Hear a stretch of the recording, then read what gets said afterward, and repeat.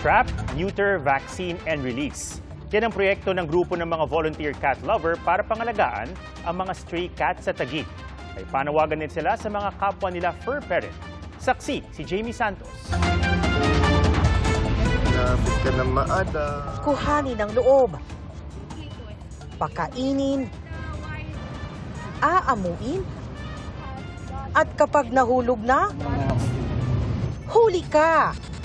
Pero teka, hindi naman daw lahat ng pang-aakit may intensyong makapanakit. Ang iba, malinis naman ang hangarin.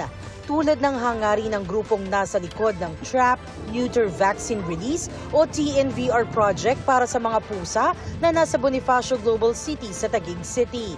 Yung mga cats naman na nandito sa area is we should coexist with them, diba? We just have to take care of them, ayun. And to make sure din na hindi magkaroon ng vacuum effect. So for example, kasi pag tinanggal yung mga cats na original dito, pwede silang mapalitan ng hindi vaccinated na cats or unhealthy na cats or possible may rabies.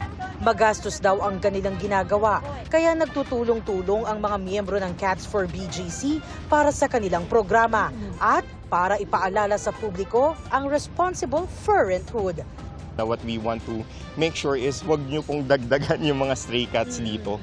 Please, kasi yun nga, we have limited funds and it's against the law. It's against the Animal Welfare Act to dump strays.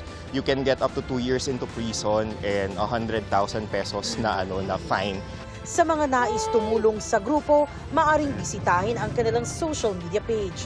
We have our own website, catsofbgc.com. You can find cats din na parang you want to foster or you want to adopt. We just have a screening process, but you can check out our website for everything else that you would need. Adoption, feeding, and even donation.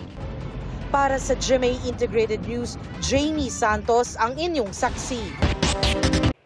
Mga kapuso, sama-sama tayong maging saksi. Mag-subscribe sa GMA Integrated News sa YouTube at para sa mga kapuso abroad, samahan niyo kami sa GMA Pinoy TV at sa www.gmanews.tv.